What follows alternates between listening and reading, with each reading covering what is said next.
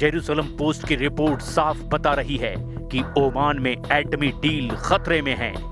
Iran अपनी जिद पर मजबूती से डट गया है।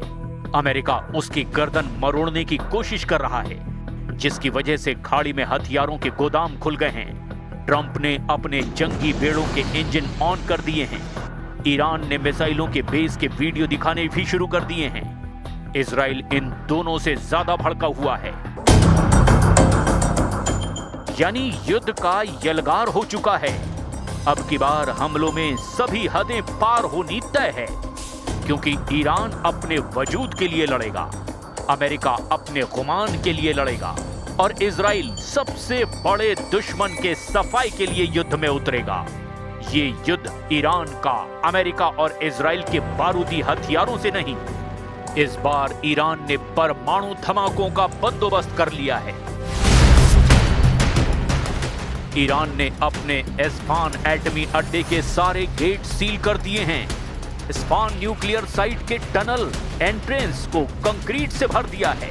एस्फान में अंडरग्राउंड कॉम्प्लेक्स के अंदर क्या चल रहा है अब कोई नहीं जान पाएगा।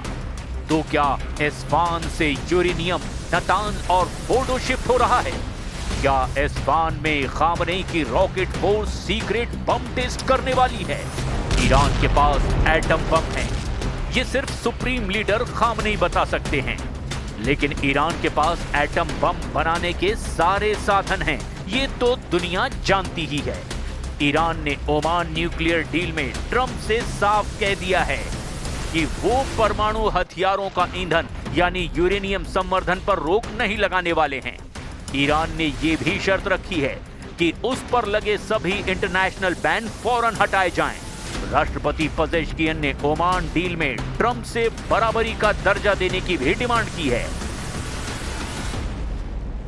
دید مذاکرات هسته‌ای که با کمک و حمایت همسایگان ما در کشور عمان آغاز شده فرصت بسیار خوبی برای حل و فصل عادلانه، منطقی، منصفانه و مرزی الطرفین این مسئله است.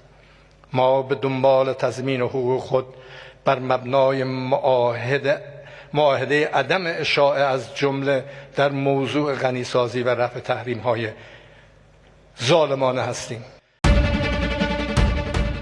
ट्रंप के लिए ओमान डील गले की फांस बन चुकी है, क्योंकि ईरान ने इस डील में अपने सबसे तेज तर्रार और सुप्रीम लीडर के सलाहकार अली लारिजानी को भेज दिया है।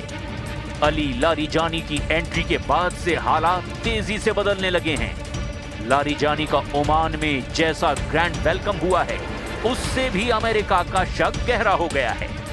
अली लारिजानी ईरान की सुप्रीम नेशनल सिक्योरिटी काउंसिल के चीफ हैं।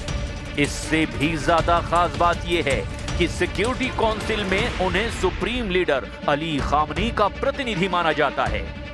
यानी ईरान की राष्ट्रीय सुरक्षा तय करने वाले सबसे बड़े कमांडर अली लारिजानी ही हैं।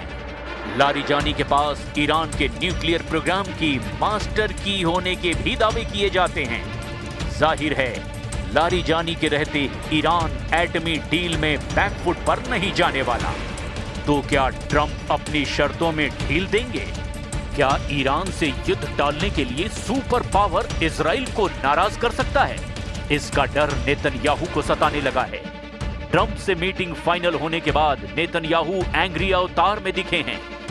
नेतन्याहू ने ऐलान किया है कि अमेरिका ईरान की परमाणु डील में इजराइल की खींची रेड लाइन का ख्याल रखना होगा। पीएम नेतन्याहू ने ईरान को एक बार फिर खाड़ी में सबसे बड़ा खतरा बता डाला है।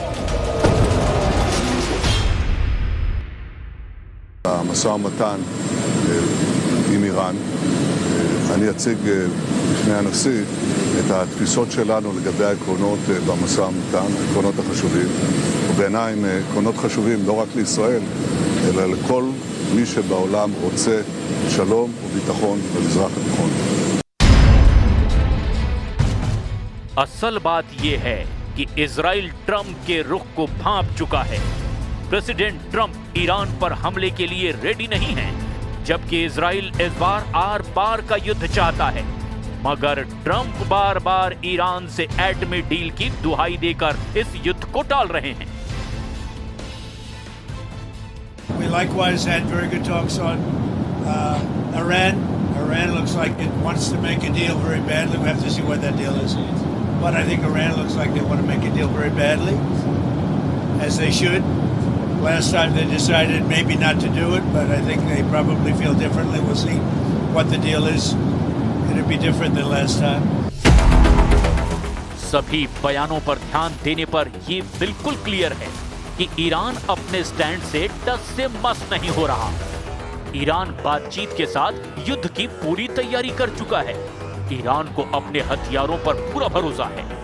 अमेरिका को भी ईरान की मिसाइलों से डर लगने लगा है, खासकर उन सीक्रेट परमाणु अड्डों पर बने अंडरग्राउंड मिसाइल बेस से, जहां क्या चल रहा है ये किसी को अंदाजा नहीं। एस्फान एटमी साइट की सैटेलाइट तस्वीरों ने इस तिलिस्म को अब और ज्यादा उलझा दिया है।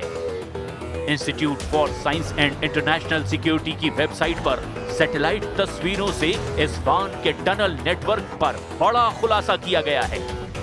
8 फरवरी 2028 को सैटेलाइट कैमरे पर कैप्चर एस्फान की ये 3 तस्वीरें हैं।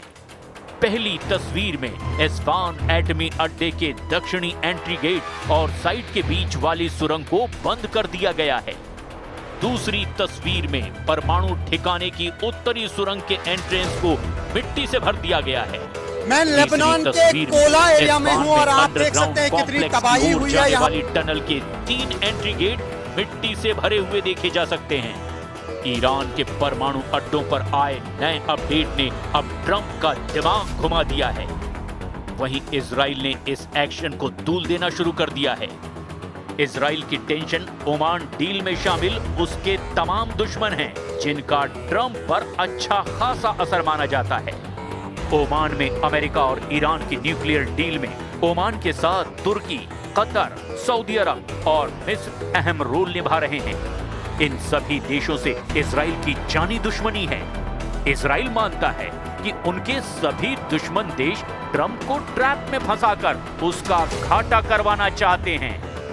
इसमें कोई शक नहीं कि मुस्लिम देश एटमी डील में ईरान को फायदा पहुंचाने की कोशिश कर रहे हैं। इसी वजह से ईरान ने अपनी शर्तों पर अब सख्त रुख अख्तियार कर लिया है। ट्रंप से परमाणु डील के लिए तैयार ईरान ने अपने मिसाइल प्रोग्राम पर किसी तरह समझौते से साफ मना कर दिया है।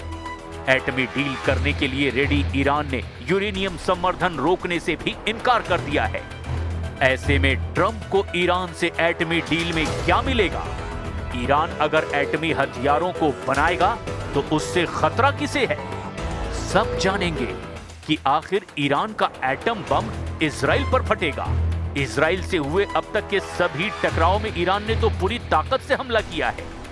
जिन एटमी अड्डों को ट्रंप और नेतन्याहू ने 12 दिन के युद्ध में बर्बाद कर डाला था, वो फिर से यूं ही नहीं एक्टिव किए गए हैं। ईरान धमकी दे रहा है कि सिर्फ डील नहीं, अब उसे कमिटमेंट चाहिए। कमिटमेंट ये कि आगे कभी भी अब ईरान को धमकी की जरूरत कोई ना दिखाए।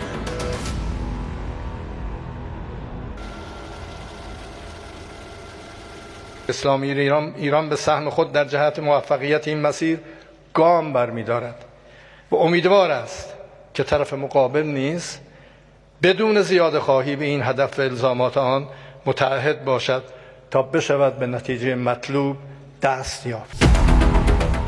अमेरिका के एटमी हथियारों की तैनाती के बाद भी ईरान के हौसले बुलंद हैं, क्योंकि ईरान के पास मुस्लिम देशों का बैकअप है। ईरान के पास रूस और चीन का फुल सपोर्ट है। हालांकि सुप्रीम लीडर को यह नहीं भूलना चाहिए कि युद्ध में ईरान का साथ देने गिने चुने दोस्त आगे आएंगे।